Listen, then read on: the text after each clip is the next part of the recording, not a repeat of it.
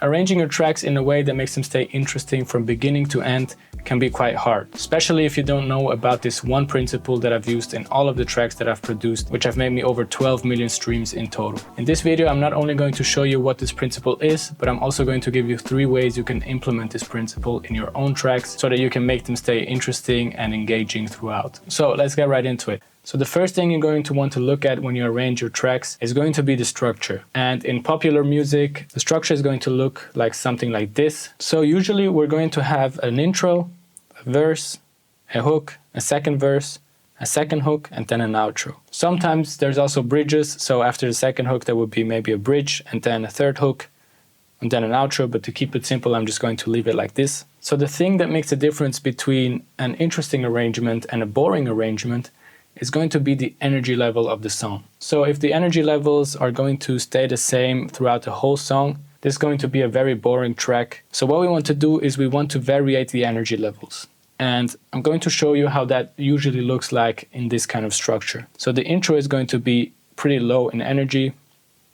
Then the verse is going to be going up a little bit. The hook is going to be a peak, so we're going to go up even more.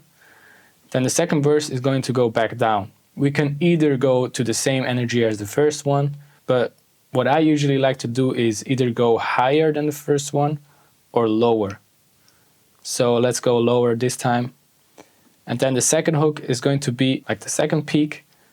And what I like to do here as well is to make the second hook a bit higher in energy than the first one.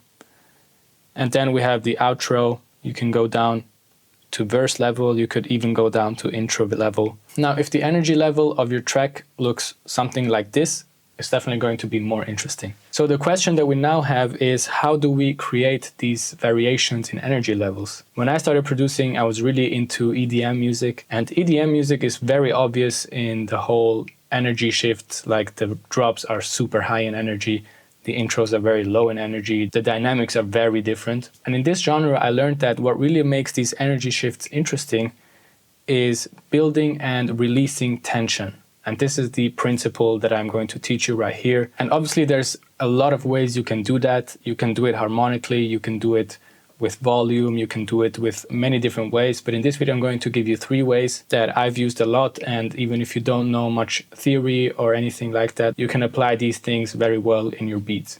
So right here, I have a beat that I've made, and I've made these different sections. And as you can see, this is now a loop. So the energy level is going to be the same all throughout. This will be the definition of a boring track. So this is how it sounds.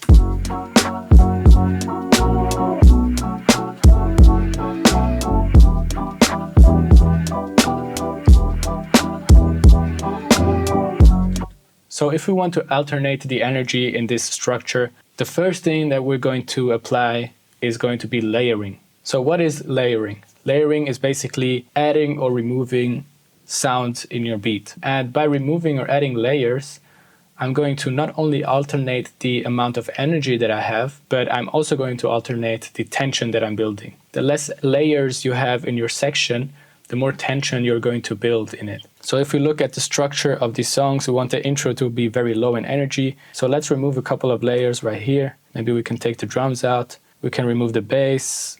We can remove the high synth.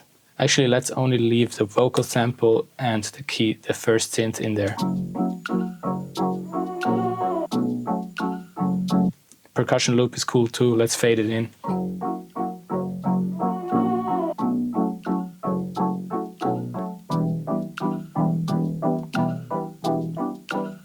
So the reason less layers are going to create tension is because it feels like something's missing. And the tension that we create there has to be released then afterwards.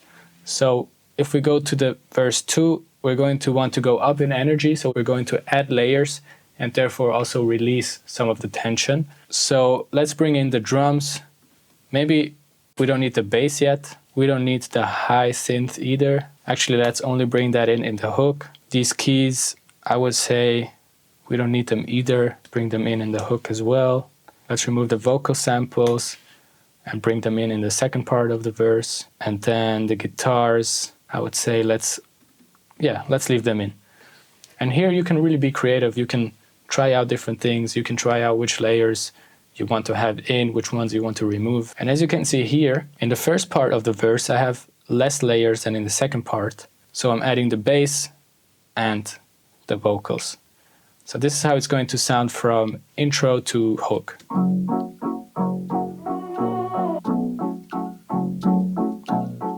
Okay, building tension. I don't know what's coming, but I'm expecting something. Nice, we're releasing some tension. There's the bass, there's the drums coming in.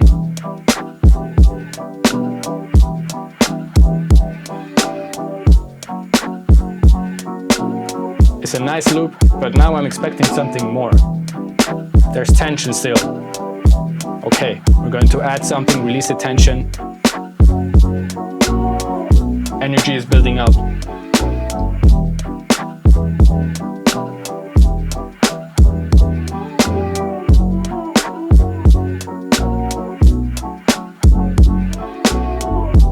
We're getting to the hook. Okay, I'm expecting something more. Nice, releasing tension. We're high in energy.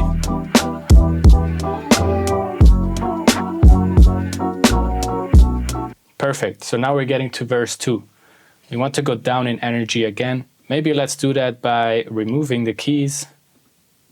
Yeah, let's remove all of the keys. Let's remove the vocal sample as well and only leave the guitars in there. Actually, I'm even thinking to remove the drums. So let's go really down in energy.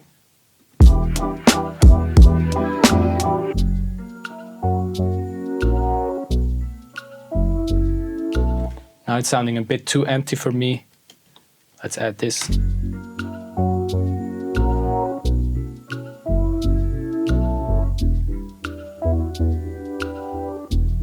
Cool, there's a lot of tension here. One thing that you want to make sure is that you release the tension frequently enough. Because if the listener is not going to have any tension release for a too long time, he's going to be like, you know what, I don't want to listen to this anymore. So right here we have a lot of tension, so we were going to want to release it maybe around here.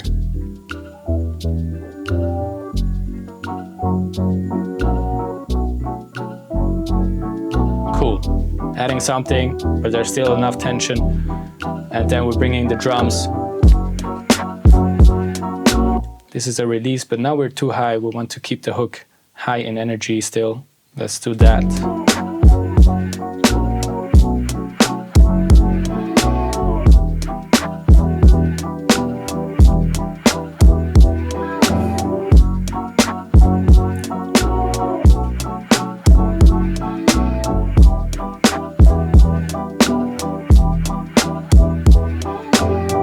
Second hook, pretty high in energy. Then the outro, I might actually remove the drums, remove this percussion. I'm going to leave this reverse break.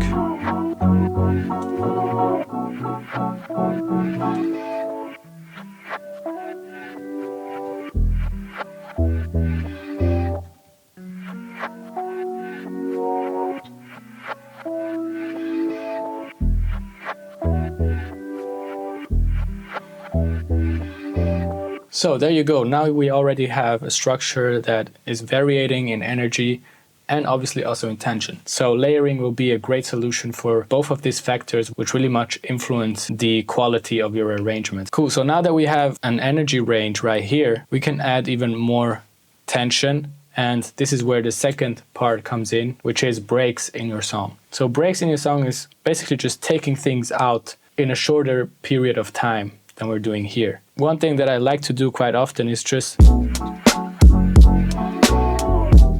let's say before the hook we want to create more tension so that we can have a greater release once we're going into the hook. We can literally just take out the drums, take out the percussion, only have this reverse break thing.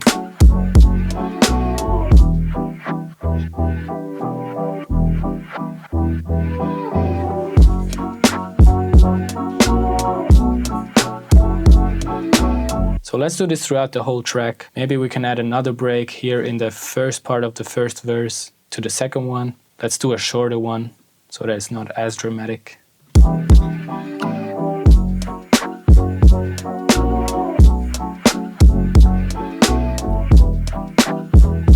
We can do something similar right here. Let's do it very drastically. Let's remove everything. So we're going to have only silence.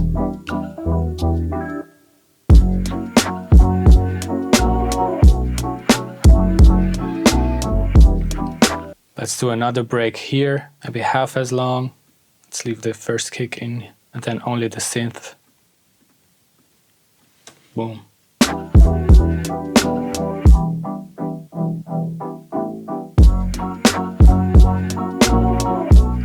Let's bring in a break here after the second hook.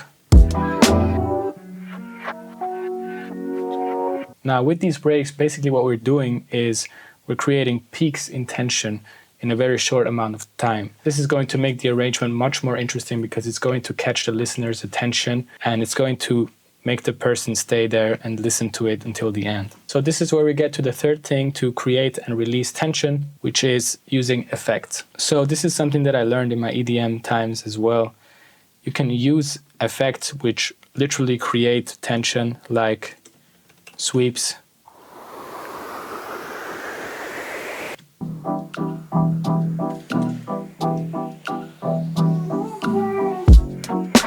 Now, I wouldn't put this in the intro because this is adding too much energy for me, but adding something like this before the hook will make a great difference. Now, there's also effects like transitions, things like this that work great for smaller transitions. So for example, here in the intro, I would use something like this. And this is creating tension, but also releasing it with this fade out. And then obviously there's also drum elements that do a very similar job. So something like a crash is going to be a great way to release tension.